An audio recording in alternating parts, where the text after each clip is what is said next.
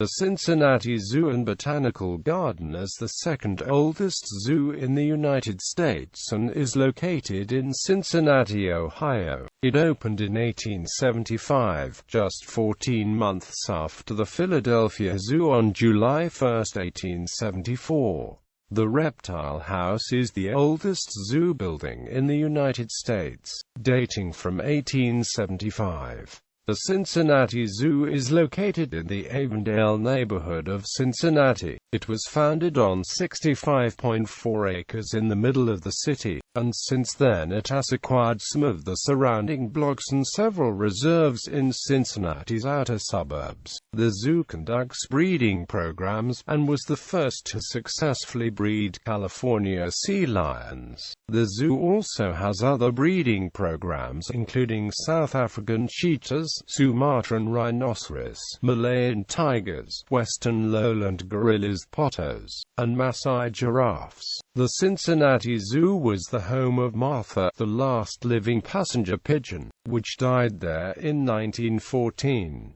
It was also home to the last living Carolina parakeet in 1918. The zoo is an accredited member of the Association of Zoos and Aquariums, and a member of the World Association of Zoos and Aquariums. History. In 1872, Andrew Urkenbrecher and several other residents created the Society for the Acclimatization of Birds in Cincinnati to acquire insect-eating birds, to control a severe outbreak of caterpillars. A collection of approximately 1,000 birds imported from Europe in 1872 was housed in Burnett Woods before being released. The Acclimatization Society of Cincinnati was established in 1873 as similar organizations with imperial aims proliferated in Moscow, Berlin, London, and Melbourne in the late 19th century. The Zoological Society of Cincinnati established a zoo consisting of just over 65 acres in the cowpasture known as Blakely Woods. The land was purchased by Andrew Urkenbrecher and leased to the Zoological Society for 99 years. This site was acquired in 1874 and the zoo officially opened its doors to the public on September 18, 1875, making the Cincinnati Zoo and Botanical Garden the second oldest intentionally constructed zoo in the United States. The zoo opened with 769 animals on display. Admission was 25 cents for adults and 15 cents for children. Founded by Jonathan Schoonover of Cincinnati and designed by the landscape engineer Theodore Fundyson, the Cincinnati Zoo and Botanical Garden was originally named the Cincinnati Zoological Gardens. Architect James W. McLaughlin, who constructed the zoo's first buildings, designed the earliest completed zoological exhibits in the United States. The zoo's original animal collection consisted of 8 monkeys, 2 grizzly bears, 3 white-tailed deer, 6 raccoons, 2 elk, a buffalo, a laughing hyena, a tiger, an American alligator, a circus elephant, and over 400 birds, including a crow. The zoo also is home to some common peafowls. The first guidebook about the Cincinnati Zoo was written in 1876 in German. The founders of the zoo, including its first general manager, were German immigrants and the city had quite a large German-speaking population. The first English-language edition was published in 1893. In 1878, the first sea lion was born in captivity, and the first pair of giraffes were acquired by the zoo. In its first 20 years, the zoo experienced many financial difficulties, and despite selling 22 acres to pay off debt in 1886, it went into receivership in 1898. The Cincinnati Zoological Company was able to bring the zoo out of receivership and keep it going. The Cincinnati Traction Company purchased it in 1901 and operated the zoo for 16 years. In 1917, the Cincinnati Zoological Park Association, funded by donations from philanthropists Mary Emery and Anna Sinton Taft, took over management of the zoo. In 1932 the city purchased the zoo and now runs it through the Board of Park Commissioners. In 1931, Robert J. Sullivan permanently loaned the zoo a female gorilla named Susie. Captured in the Belgian Congo, Susie was first sold to a group of French explorers who sent her to France. In August 1929, Susie was transported from Europe to the United States aboard the Graf Zeppelin accompanied by William Dressman. After Susie completed a tour through the United States and Canada with Ringling Brothers and Barnum and Amp Bailey's Circus, Sullivan purchased Susie for $4,500 and loaned her to the zoo. Dressman, who stayed on as Susie's trainer after she was loaned to the zoo, taught her how to eat with a knife and fork and orchestrated 2 performances every day. Susie was so popular that on her birthday on August 7, 1936, more than 16,000 visitors flocked to the zoo. Susie remained one of the most popular animals at the zoo until her death on October 29, 1947.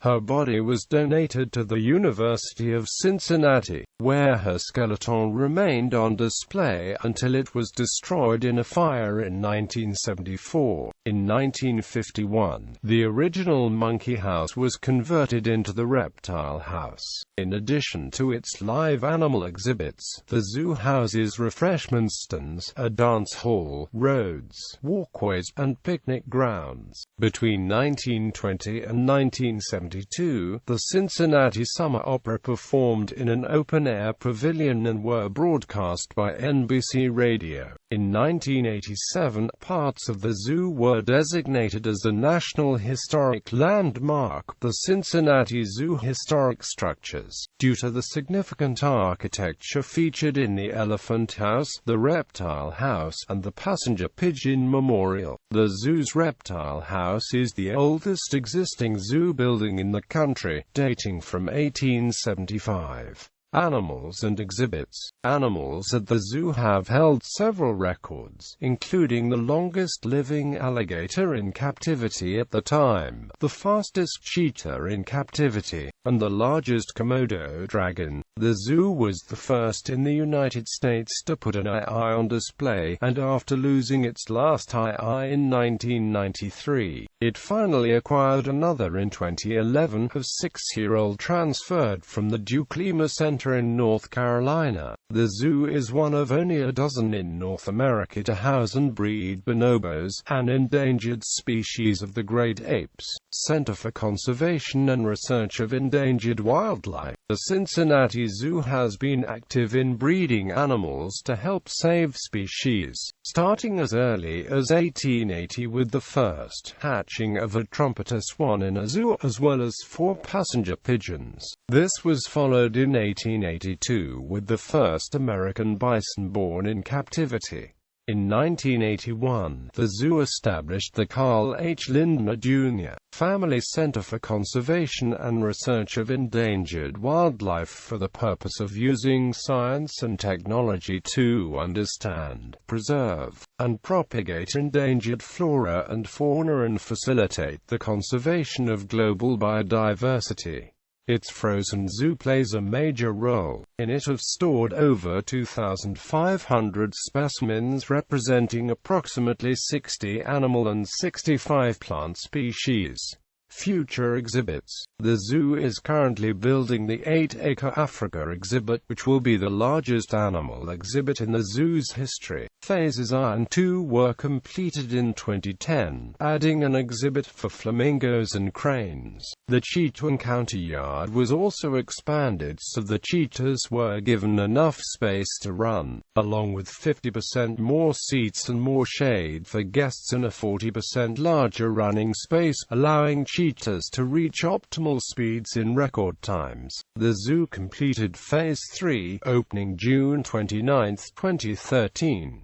This phase included a wider vista that offers visitors an opportunity to see African lions, white lions, servals, a bat-eared fox, African wild dogs, and a new cheetah exhibit. A new base camp cafe was added in the 2013 season, and it is said to be the greenest restaurant in the U.S. Phase 4, the largest phase of the Africa expansion, was opened on June 28, 2014. This phase introduced a wide savanna teeming with some of Africa's most spectacular foofstock, such as zebras, gazelles, lesser kudu, impala and giant eland, along with some of the world's largest birds like ostriches, marabou storks and gray-crowned cranes. Phase 5, the final phase of the expansion, opened on July 23, 2016, introducing an area for Nile hippos.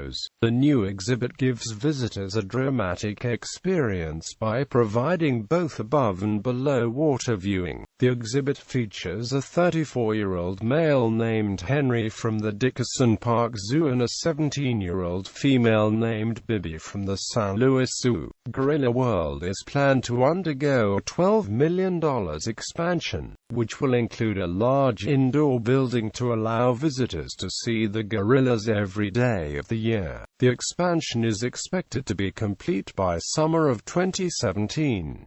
2016 Gorilla Shooting Incident. On May 28, 2016, Haramub, a 17-year-old 200-kilogram male western lowland gorilla, was fatally shot by zoo officials after a 3-year-old boy slipped into Harambee's enclosure. The incident was recorded by a bystander and uploaded to YouTube, where the video went viral. Zoo director Thane Maynard stated, "The child was being dragged around. His head was banging on concrete. This was not a gentle thing. The child was at risk." The shooting was controversial, with some observers stating that it was not clear whether or not Haramub was likely to harm the child. Others called for the boy's parents and/or the zoo to be held accountable for the gorilla's death. The boy was transported to the hospital with non-life-threatening injuries after being rescued. Police are investigating possible criminal charges, while the parents of the boy defended the zoo's actions. The incident received global publicity. Comedian and actor Ricky Gervais, rock guitarist Brian May, and journalist and television personality Piers Morgan criticized the shooting, while real estate developer, television personality, and presidential candidate Donald Trump and zoo director and notable animal expert Jack Hanna both lamented the shooting but defended the zoo's decision to prioritize the boy's safety. Primatologist Frans de Waal neither defended nor condemned the zoo's decision, but described it as a horrible dilemma.